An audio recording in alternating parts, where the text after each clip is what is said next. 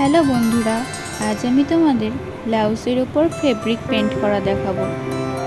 আমি লক্ষ্য করেছি আমার চ্যানেলে যে ভিডিওগুলো আছে তার মধ্যে তোমরা সব থেকে ভালোবাসা দিয়েছো আর পছন্দ করেছো এই ব্লাউজের উপর ফেব্রিক প্রিন্ট করার ভিডিওগুলোতে। তার জন্য তোমাদের অনেক অনেক ধন্যবাদ। এইভাবেই তোমরা আমার পাশে থেকো সবসময়। তো এই ব্লাউজের উপর ফেব্রিক পেন্ট বিষয়ে তোমাদের অনেক অনেক কোয়েশ্চেন ছিল, তো সেগুলোরই আজ উত্তর দেব পেন্টটা করতে করতে। তোমরা সবাই জিজ্ঞাসা করেছিলে যে দিদি কত নম্বর তুলি ইউজ করো, কি কালার ইউজ করো, বা কোন কাপড়ের উপর পেন্টটা করো। তো আমি একে একে সমস্ত কোয়েশ্চেনেরই অ্যান্সার দেব তোমাদের। তো এরকমই একটা পিঙ্ক কালারের ব্লাউজের উপর হোয়াইট কালারের ডিজাইন করেছিলাম, তো সেটাতে তোমরা প্রচুর ভালোবাসা দিয়েছো। আজও ওই পিঙ্ক কালারের উপর হোয়াইট কালারের ডিজাইন করছি, কিন্তু ডিজাইনটা একটু অন্য ধরনের। কেমন লাগলো অবশ্যই জানিও, আর লাইক আর শেয়ার করে দিও।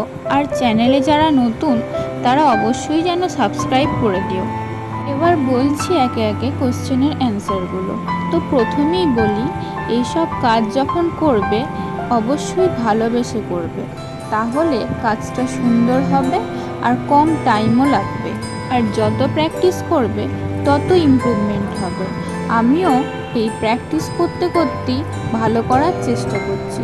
আমিও যে সবটুকু জানি তা নয়, আমি যেটুকু জানি সেটুকুই তোমাদের বোঝানোর চেষ্টা করছি। তোমরা যারা নতুন এসব কাজ করবে তারা প্রথমেই ব্লাউজ বা পাঞ্জাবির উপরে করতে যাবে না, ফার্স্টে হাতায় ট্রাই করবে। সেটা তোমাদের কাছে ওয়াটার কালারই থাকুক আর ফেব্রিক কালারই থাকুক, সেটা দিয়ে অনেক প্র্যাকটিস করবে খাতার মধ্যে।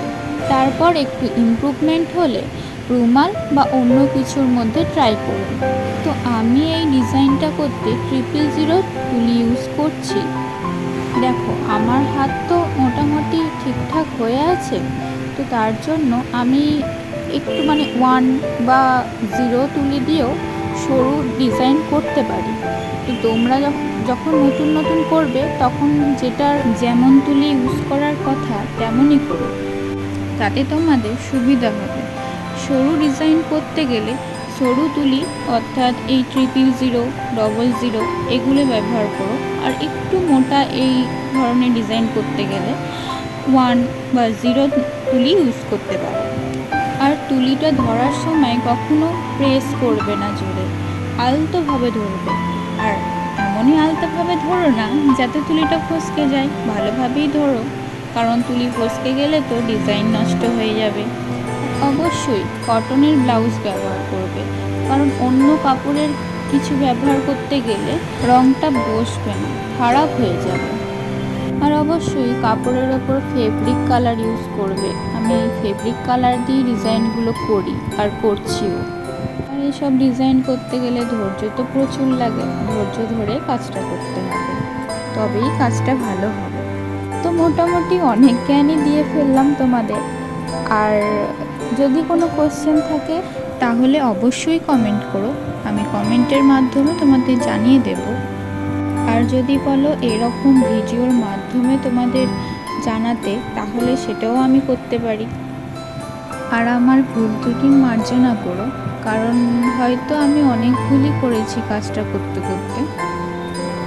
দেখো এবার আমি ওই সাদা ডিজাইনগুলোর উপরে হালকা করে হলুদ কালারের মিনা করে দিচ্ছি। তো মিনার এরকম কাজ আমি আগে কখনো করিনি। আমার মা বলল যে এই মিনাটা করলে দেখতে ভালো লাগতে পারে, তাই একটু ট্রাইটা করছি, দেখি কেমন লাগে। জানো তো আমার এইসব আর্টের কাজ করতে খুব ভালো লাগে, আর্ট আর ক্রাফট মেনলি। তো মনটা আমার খুব ভালো হয়ে যায়, সে যেমন সিচুয়েশনই থাক না কেন মন ভালো করে দেয়। এই ব্লাউজটার হাতটা যেহেতু একটু ছোট লেন্থের, তাই সরুভাবেই ডিজাইনটা করার চেষ্টা করছি। যেমন পিঠে করেছি ওই ডিজাইনটাই এখানে সরুভাবে করছি। ব্লাউজের হাতটার গোটা অংশটাই কভার করব, গোটা রাউন্ডটা, এরকম আমি আগে কখনো করিনি, এই ফার্স্ট, তাই একটু অসুবিধাও হয়েছিল। কারণ ব্লাউজের তলার দিকটা একটু ভাঁজ খেয়েছিল, সেক্ষেত্রে রঙটা করতে একটু অসুবিধা হচ্ছিল। তো তার মধ্যে দিয়েই করেছি, দেখতে পাবে। এই হাতেও এই সাদা নকশাটা করার উপর ওই হলুদ কালারের মিনা করে দেব। দেখো ভিডিওটা অনেকটা লেন্দি হয়ে যাচ্ছে, তাই আমি একটা হাতেরই কাজ দেখাচ্ছি, অন্যটা এটা দেখলেই করতে পারবে, একইভাবেই হবে। এই পাশের কালারটা শুকিয়ে গেলে আমি উল্টো পিঠটা করছি। দেখো কাগজটা হাতের মধ্যে ভরে দিলাম, কারণ এপিঠ ওপিঠ যেন ছাপ না পড়ে নষ্ট হয়ে যায়।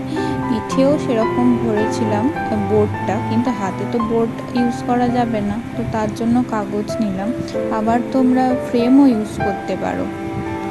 এই পিঠটা করতে খুবই অসুবিধা হচ্ছিল, বুঝতেই পারছো যে হাতের এই জায়গাটা ঠিক সমান না, মানে ওই পাশের মতো সমানভাবে না, এমনিতেই কুঁকড়ে আছে, তারপরেও আবার ছোট বড়ও থাকে, তো তার জন্য খুবই অসুবিধা হচ্ছিল। তার মধ্যেই করেছি, হয়তো অতটাও সমান হয়নি, তবে করার চেষ্টা করছি আর কি।